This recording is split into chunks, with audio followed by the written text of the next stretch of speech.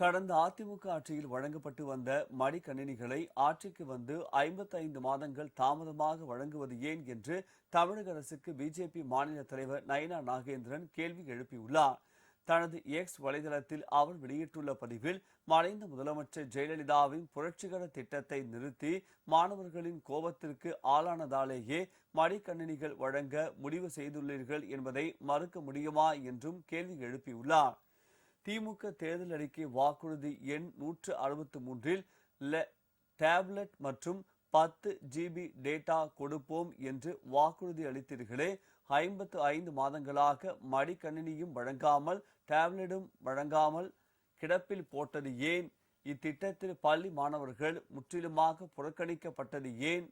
கடந்த பட்ஜெட்டில் 20 லட்சம் மடிக்கணினிகளுக்கு ஒதுக்கீடு செய்ததாக அறிவிப்பு வெளியான நிலையில் தற்போது 10 லட்சம் மடிக்கணினிகள் மட்டுமே கொடுக்கப்படுவதாக கூறப்படுவது ஏன்?